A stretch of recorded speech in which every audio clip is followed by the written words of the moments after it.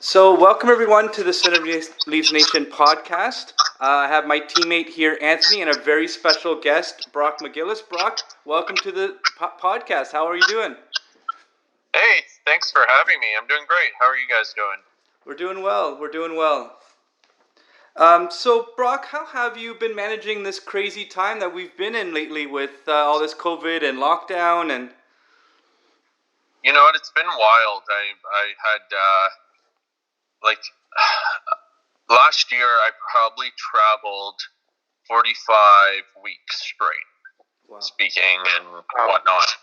And to go from that to sitting still was a huge adjustment. That said, when I do travel, I end up spending a lot of time in hotels alone. So it wasn't like I got kind of used to not being super social or around people. That said, I'm in a condo downtown in Toronto, and the walls feel like they're shrinking by the day. No, I can imagine. Yeah, I feel like that is that's definitely the feeling throughout Canada, I guess you can say right now. I can't really speak on what's going on in the United States right now, but so my question for you, Brock, is what will be the first thing you're going to do when the quarantine is lifted completely? Like, I know things are opening up now, but once things kind of feel more normal than ever, what's going to be your first activity? You know what? I miss sports. Like, I miss being on the ice or playing, like, slow pitch in the summer, or I'm a gym rat. So, like, working out and like, I have some dumbbells I bought right before quarantine started and some bands, and it's just not the same. So yeah, sure. I want to get into a gym. I want to be active, and I'm tired of running outside. So I wouldn't mind a gym or an ice rink or something where I can just like let off some steam, and then hopefully get right back on the road. Like, I want to get traveling right away and speaking and get right back out there. Excellent. So, Brock, before we get really into the meat and bones of this interview, I just wanted just a very high level, just kind of have you explain to us, what was your experience through your career to what you're currently doing now? Like, what types of experiences, without getting too in depth, like, how would you describe that experience that you had and what brought you to this point? Well, I played in the OHL. I played pro in the States and over in Europe. And like, when I was in the O, I was ranked on the NHL draft list. I was supposed to have a career in the game. But I was struggling a lot. I was struggling with my sexuality, and I didn't think I could be gay and play the sport. So I hit it, and I was really depressed. I was drinking daily from the age of like 18 up. From the age of 15 until I stopped playing in my late 20s, I had a season-ending injury every year. And even after retiring, I was working with players, and I started getting blackballed and alienated by associations and people, and I decided enough's enough. I have to step up. And I came out publicly. I didn't know what would happen. I did it for me more so than anyone else, and now I travel the world and speak and share my story and try and create shifts. And that's been wonderful. I've been kind of following you now, quite a bit on social media, and I know that you've been a really big advocate for, the inclusivity of gay players and what that could mean, even on the larger scale. Because now I noticed, you've been a big advocate on helping not only just gay hockey players, but also people of other minority groups to kind of express and get into the game and feel like they're part of it. How important is it to hockey culture to evolve at every level? So this whole mantra of hockey is for everyone isn't just a slogan. Yeah, because right now it's not. And that's just reality. And you know what? And people get kind of defensive when I say that. And it's not meant for people to get defensive, because I don't blame anyone. And I want people to know that. Like, it's not the players' fault that this culture's been ingrained in them since they were 7 years old, and their coaches came up in the same culture, and people before that and before that and before that. This is like generation after generation. This is like a cycle that's been repeated over and over and over and over, right? So they don't know any better. it's up to us to shift it for them, because reality is right now, if you are a person of color, men's hockey isn't a place where you're totally welcome. If you are female trying to be in the sport, in the men's side of the sport, sorry, I shouldn't say female. If you are a woman in the men's side of the sport, you aren't necessarily welcome, because the language used in the locker room is sexist. Players put each other down by using words. I don't know if I can swear on this podcast or not. So, you know what? Throw in a couple if you'd like. Yeah, you can. Yeah, it's been done before, so you're good. Okay, guys call each other bitches. Yeah. Or they throw out the P word or different words, right? Yes. And they put each other down using that language. And then they also put each other down by using like homophobic language and call each other fags or homos or queers. And because of that, women aren't, it's not a space for them where they can totally feel comfortable. It's not a space for gay people or the LGBTQ plus community as a whole to feel comfortable. Even people still dealing with mental illness. Yeah. Like more players like Lehner and these guys are coming out with some things, but even him, like when they found out he had what he had, like he got cut. Yeah. Yeah. You know what I mean? So it's not a place that if you're different, it's very much conformist in nature. Yeah. And it's funny now after I started realizing that, and the way I started realizing it was first, I started recognizing that everywhere I go, I could pick out a hockey player. They dress the same, talk the same, walk the same. Like, go into any mall in Canada, and you'll point out the kids that play hockey. Correct, yeah. And then from there, I started thinking, like, what are you allowed to talk about in rooms? Girls, partying, sports. Anything else off limits. You're looked at as the different one. You're the fag. So now I challenge the players, after I'm done speaking, sharing my story and everything else, I try and get them, because I want to break that conformity aspect, to share something they wouldn't typically tell a teammate. And I had tough guys in the OHL tell me they like writing poetry. And players sharing different things. That's really cool that you wouldn't hear from hockey players. Like, you look at Dougie Hamilton. Yeah. Dougie Hamilton likes going to museums and doesn't drink, and he's been traded twice for it. I know. And it was labeled that he didn't fit in the room or something like that. Culture. Yeah. Couldn't fit in with the boys and the culture. Why? Because he doesn't party. Like, how foolish is that? Mm-hmm. So I looked at that. One of the best players in the league. What's that? One of the best defensemen in the league this year, for sure. How many teams have won a 6'5" right-hand shot defenseman that can skate? There's a team I know one in Toronto. I know one in Toronto. You can tell me you wouldn't help the Leafs right now. It's exactly what they're missing. Yes, exactly. So my point is, if that guy's going to get traded twice for it, we need to break the cycles, because it's not for everybody. It's not even for that guy who fits the mold in every other way. Yes. And that actually leads into my next question. You mentioned that hockey's, a lot of this culture is very much ingrained.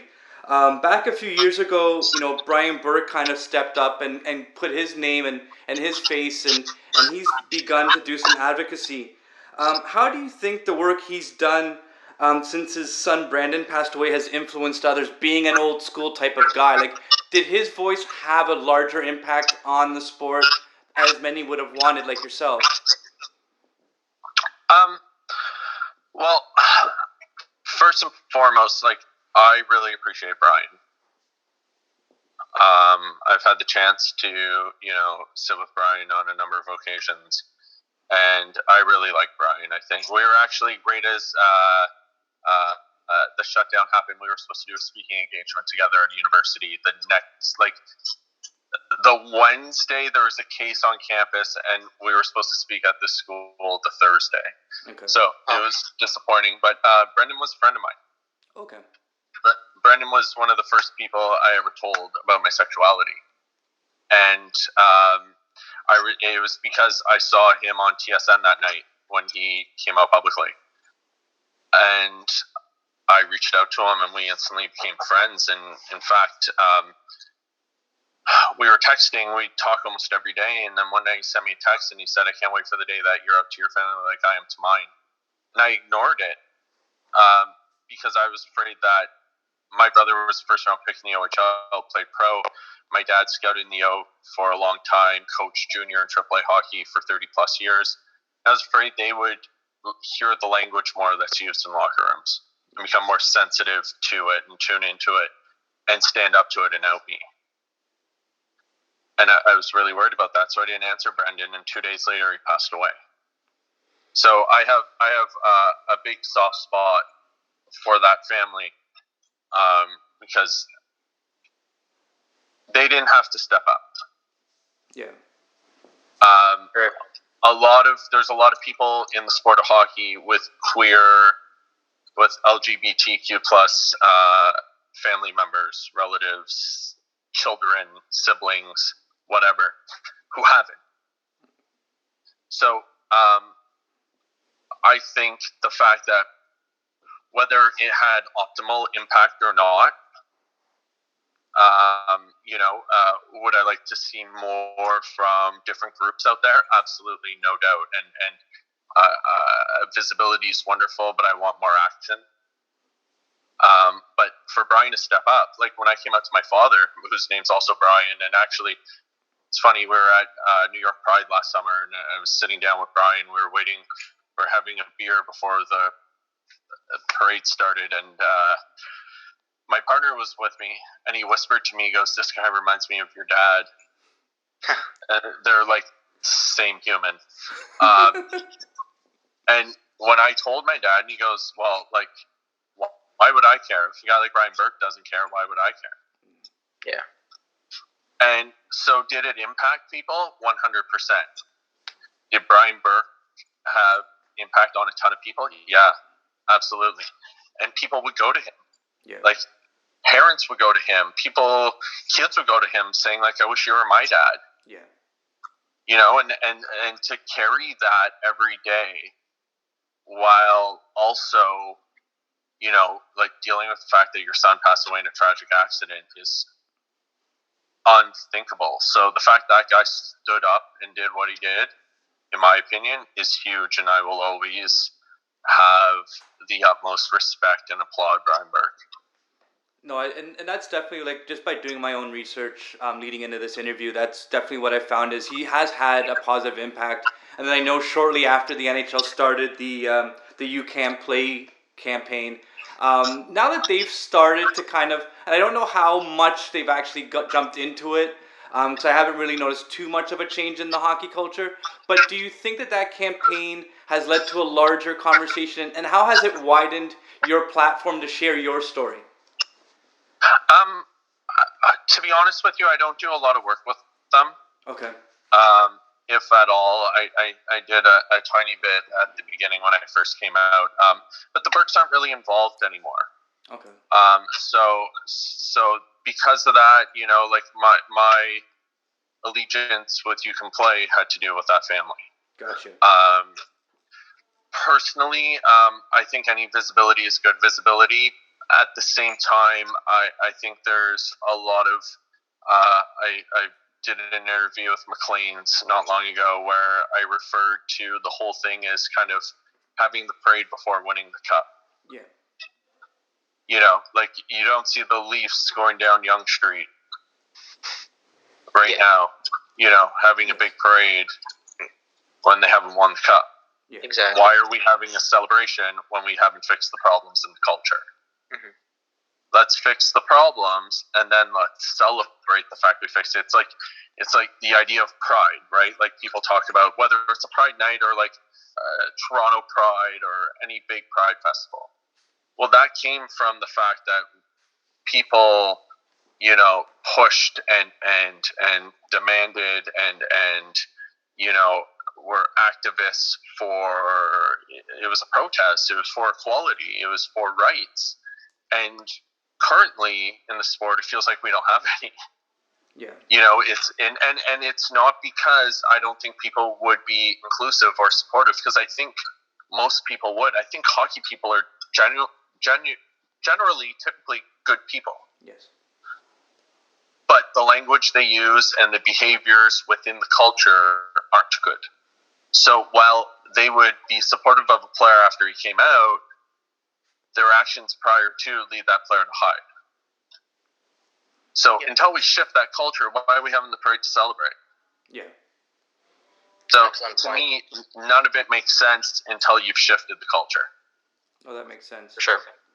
So, yeah, Brock, that's an excellent point. That makes a lot of sense. And another question that I want to ask you is earlier when you were talking about how much you traveled 45 weeks out of the year last year.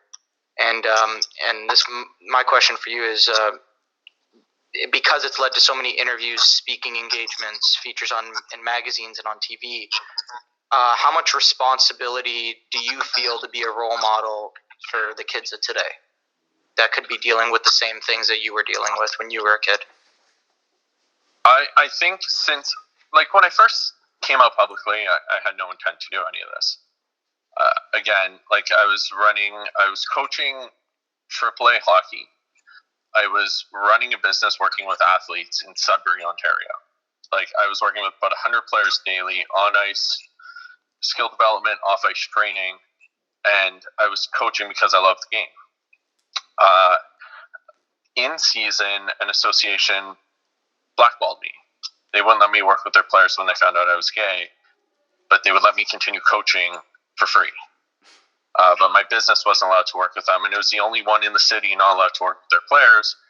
And when they were approached about it by my dad, they told all the other coaches, and 2 other teams I was helping like 8 teams on ice for free.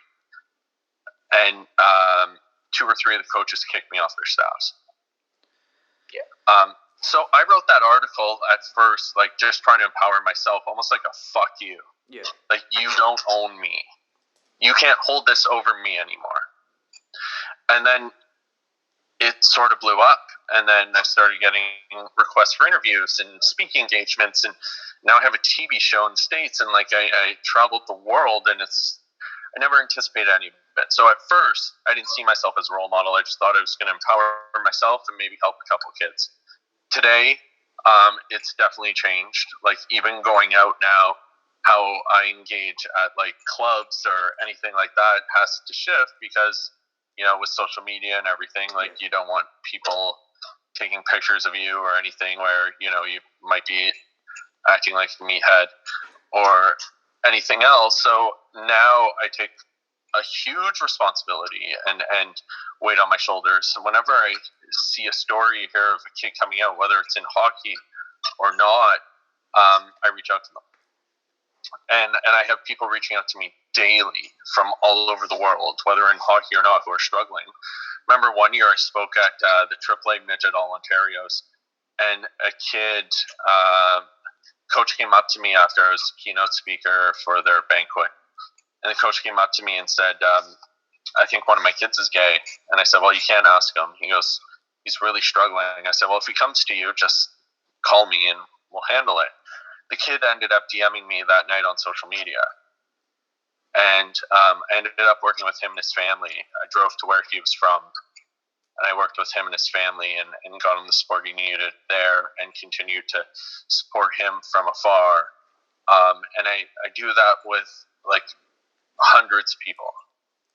Like, and the messages keep coming in. And I'm happy to do it, and I'm okay being that support, because I don't want anyone to, you know, do what I did and try and take their life, or feel like they don't belong, or have, you know, friends who are my age who quit the sport or you know, played lower levels than they could have because they didn't want to be exposed as being gay. Yeah, so that's a tremendous point. That's a great story about the kid that reached out to you, and I think that's pretty cool that you would go to their home, even go as far as driving to their hometown and making that kind of in-person relationship as well, not just through the phone. So that's really cool.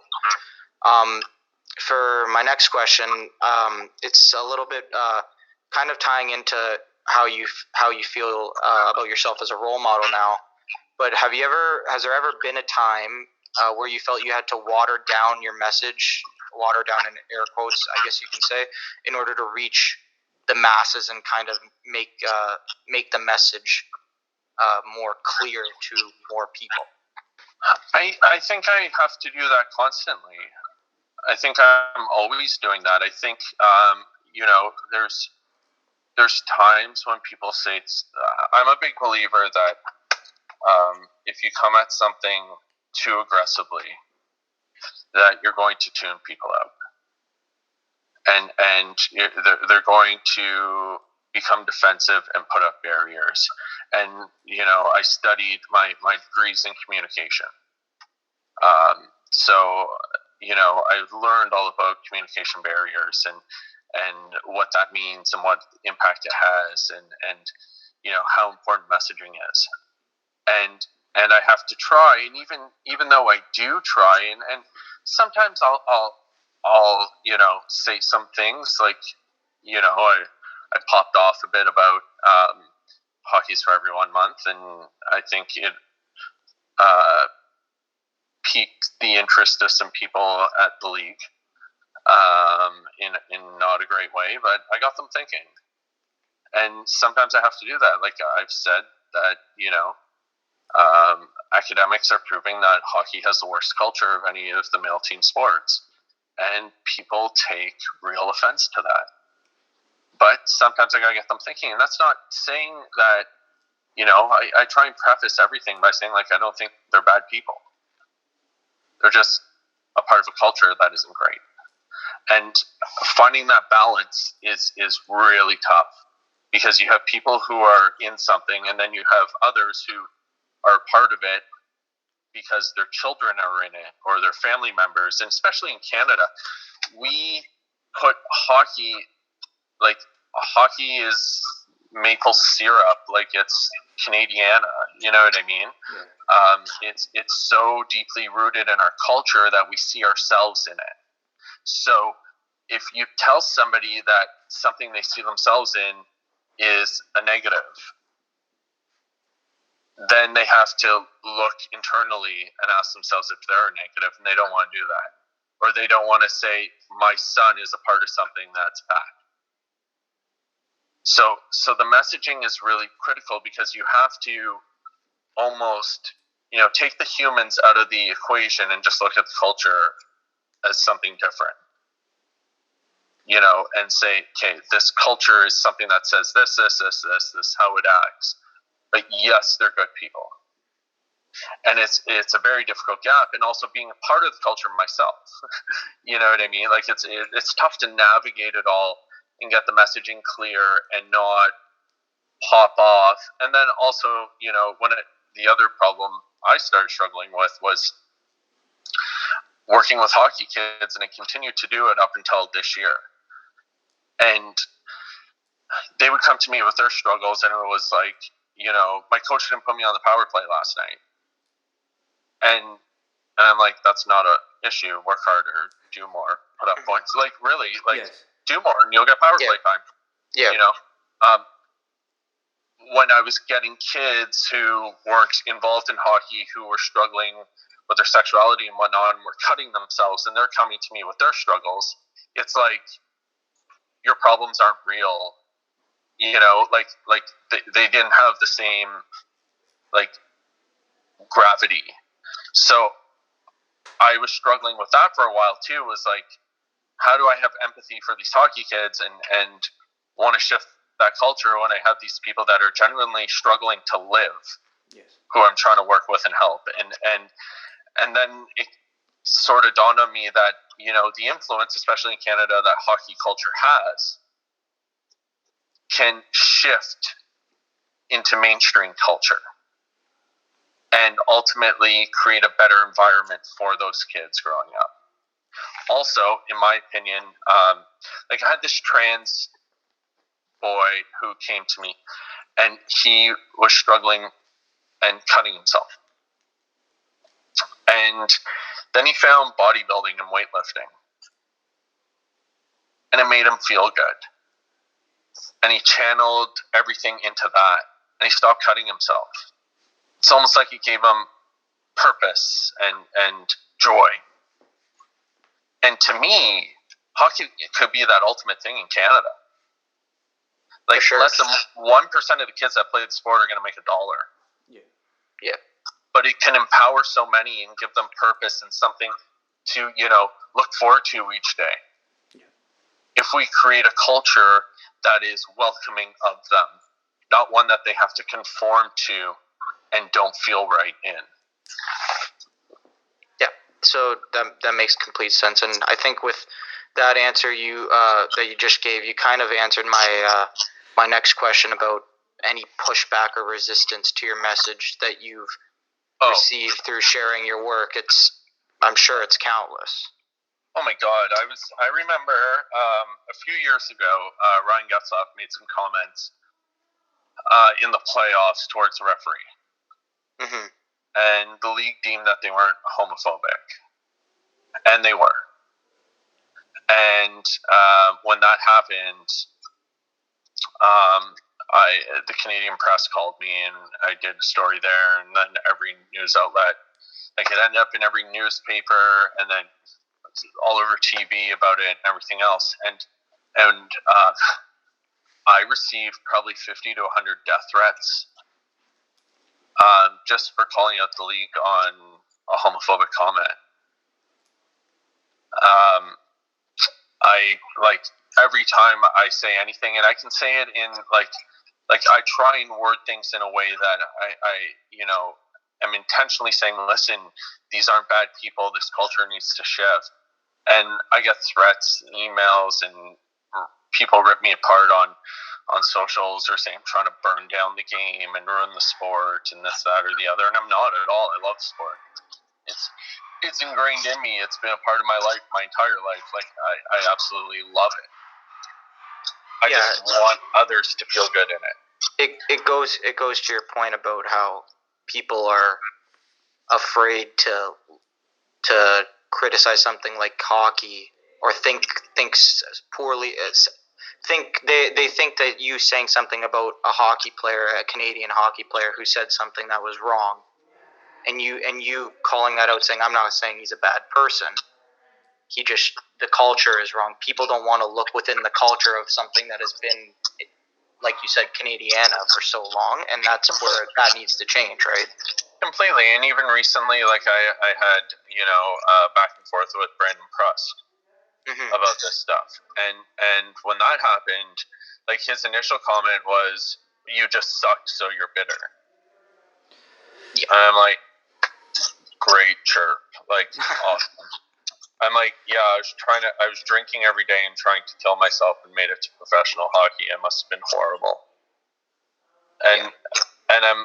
But eventually, when he let down that defense, and I said, Brandon, here's why it is the way it is, and I broke down hockey culture for him.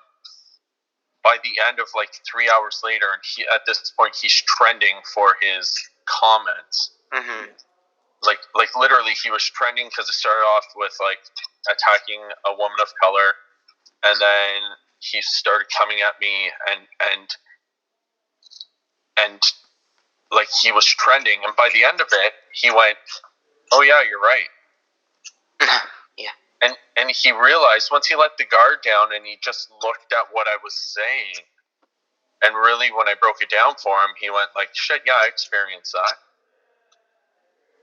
And then you got to break down those defenses in them, because and when he did that, he's got 225,000 followers on Twitter.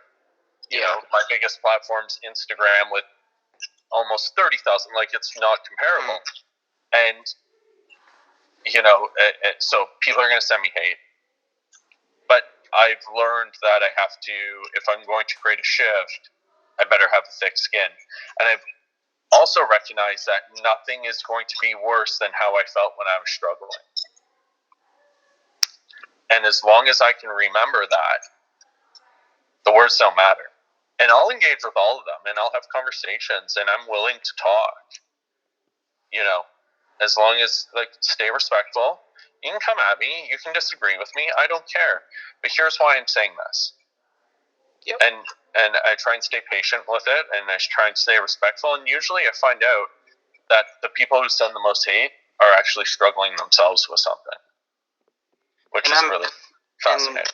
That's a great point, and it leads me into another question that I had, and it's more recent. And when I saw it on Twitter, it spoke a lot about the topic on Colin Wilson when you called Colin Wilson with that conversation about his comments about the tape on his stick.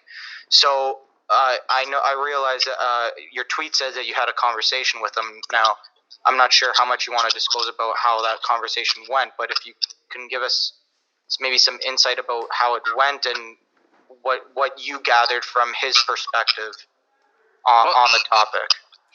I think Colin Wilson and I have actually become Instagram friends and text and have had more conversations. And I think Colin Wilson is a really smart guy, and he's very compassionate, empathetic, and wants to be a change maker. And he's going to be. He's going to do some cool stuff, in my opinion. I think, that day, it's live on, Zoom or whatever they were on. And I think his words got tripped up a little bit. And two different things were coming out at the same time. One being chirped about using colored tape, which what he meant from our conversation was if you had neon green tape on your stick. Mm-hmm. Which brings out another issue in the sport of conformity and how you have to fit in and you have to, and it's a whole separate issue that sort of is intertwined. But actually what he was trying to get across was that he's actually, loves Pride Night and fully supports it and engages with it. But because his words slipped up a little bit, he started getting hated on. Yeah. And then people wonder why players won't speak out on anything. And that's a big issue, is that players don't speak out because they get hated on if they slip up. And it's tough. I remember there was an incident a few years ago in Melville, Saskatchewan, where with the junior team there, where they call her Grandma Kay, and she and her husband helped start the junior team in Melville, and she has a trans granddaughter who had moved in with her, and then a player started billeting that season at her house, and her husband has passed away, and she stayed involved with the team. Their names are plaqued on their seats. That's how long they've been involved. Mm-hmm. And when she when the team found out that she had a trans granddaughter, the player moved out, and then the team called and started asking really personal questions. And Yahoo Canada asked me to speak on this. And I'm like, well, I'm not trans. I don't know, that life. And if I say the wrong thing, am I going to be ripped apart? And it's live. And I was afraid. Yeah. And, but because I am, at the time I was becoming an activist and an advocate in the community, I sought out information, and I have trans friends who are activists, and I learned messaging from them to, make sure that people knew that even if I slipped up in what I was saying or I didn't say everything properly, yeah, that I was coming from a place of wanting to be an ally and support them.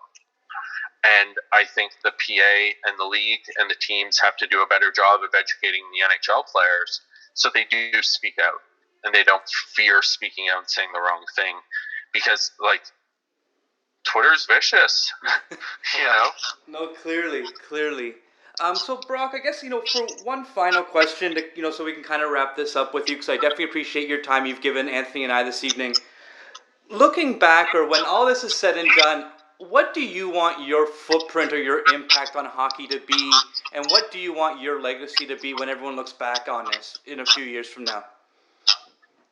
Well, I want my legacy to be greater than hockey. I want to be a shift maker for generations to come. It's my whole, I've stopped my hockey businesses and I've stopped everything else. And my whole goal in life now is to be one of those people that goes down shifting cultures for eternity. Yes. And it's my passion. It drives me every day. It gets me up. Hockey has a special place in my heart. Yes.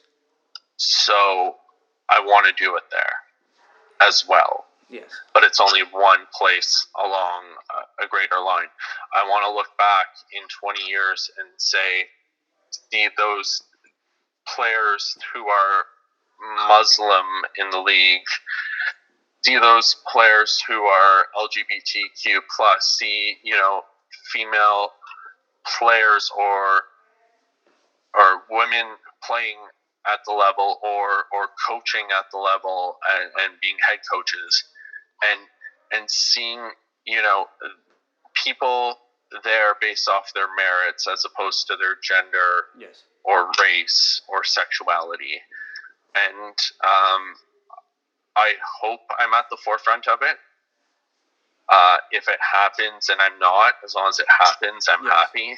Yes. But my goal is to push, and I've told the league I'm not going to stop until it happens. And I've been clear with everyone about that. This is not going to stop, and I'm not going to be malicious in my intent and how I go about it, but I'm going to be persistent, and I'm going to keep bugging them until they let me in those doors. And the same will be done at every minor hockey level. Yes. Because it has to happen. And Brock, I guess one final thing is, how can people track your work? Do you want to share with all our listeners where they can find you? Where are you, sharing most of your work? And yeah, so I'm typically, I spend a lot of time on Twitter and Instagram, and you can find me there, and everything I do, from my website to my TV show and some cool projects I'm working on right now during quarantine and whatnot are all going to be there. My Instagram is Brock McGillis 33, and my Twitter is Brock_McGillis, and I'm on both. I have to say though, you're both Leaf fans. Yes. Yeah. Unfortunately, sometimes. When I played in the OHL, Kyle Dubas was the assistant equipment manager on my team. Oh wow, with the Sioux, right? Yeah, So, you were in the Sioux, right? I was in the Sioux with Kyle. I've known Kyle since he was 15. Wow. And there isn't a more thoughtful, kind person who wants to do good and get the best out of people than Kyle. Actually, there may be one, and his name's Brendan Shanahan. When I came out, Kyle texted me and goes, "Can I give Brendan your number?" And I'm like, "Yeah, of course." And Brendan called me the day after I came out, and he and I had an hour phone conversation. Since then, we've... Oh, shoot. Join. Shoot. So sorry about that little technical difficulties. We have Brock back on the line. So Brock, do you want to just finish up that story that you were discussing your call with Brendan Shanahan? Yeah, so Brendan called me, and we probably talked for an hour or two about, different social issues, his experience with language, and how he became more aware of his words, and just like conformity and different things. And he's so insightful. Like, this person gets it. Yeah. And I know the fan base can be, the Toronto fan base, but like they're developing something there that goes above and beyond hockey, and they're also putting together a pretty special group of players. Yes. And if everyone can just be a little patient, I think you're going to see some pretty incredible things come out of there. And since then, I think I've met with Brendan on a bunch of occasions where we've sat down and talked about all these things and culture related, LGBTQ, and other things. And he gets it. Yes. And I have to say, you have one of arguably the most progressive group of people I've seen. Yes. Which, in a city like Toronto matters. And with a team that has the impact that the Toronto Maple Leafs do, it's the New York Yankees of hockey. And if they create shifts in culture, everyone else will be forced to follow. They're going to be the trendsetter. Yes. So I think we're really lucky that they're here and what they're going to do. And I think it's going to be good things. Well, you know what, Brock? Thanks again for your time. We apologize for the little technical difficulties, and hopefully we do have that parade soon enough, not only for the Leafs, but that we can actually celebrate a monumental shift in hockey culture. So hopefully we'll have those two parades coming soon, Brock. You know what? We're not going to have a Pride Parade this year because of COVID, so hopefully we can have a Stanley Cup parade in the fall. You know what, it was funny, there was a running joke that wouldn't it be so ironic that the year the Leafs win the Cup is the year we can't have a parade, so... I think, legally or illegally, whether people risked their lives... we saw what happened with the Raptors. I think it would be 10 times that. Yes. Even with COVID. They would find a way for sure. Yeah, and it might be a parade like I think there would be a monthly parade. They would milk it out for a year. We would stretch it. I can imagine that for sure. I would have to move out of the city. I don't think I can handle it. Traffic already is bad enough, I would imagine. Oh, well, not just with all the buses and everything. It's crazy. But so thanks again, Brock, for your time. We definitely appreciate it, and we hope to have you on again soon. If there's anything that we can help you with along the way, just we would love to have you back. No, and thank you for having me, and thank you for letting me share this message with your audience, because I think taking your platform and having using it to speak about these things is really critical, and it's going to create a shift. So thank you. No, you're welcome, Brock. And Anthony, any final words from yourself? No, just want to thank you, Brock. Thanks for taking the time tonight. We really appreciate it. It was some really insightful stuff, and it's good to. And lasting point that I'm going to take away that you said recently. I guess it's a little bit of recency bias, but it's good to know that the people running the team that we cheer for are not just brilliant hockey minds, but also just brilliant with people. And like you said, they get it, which is above and beyond like what you hope to when you hear about the people that you want to aspire to be like, or the people that you say when you meet your heroes kind of thing, you want to make sure that they're good people too. So that's good to know that you've actually spoken to both, and you know Kyle really well. Like you said, that they're also great people, which is just fantastic. Yeah, we're really lucky here. Awesome. Well, thanks again, guys, and we are very excited to possibly have you back, very shortly, Brock. Yeah, no, anytime. Let me know. Thanks.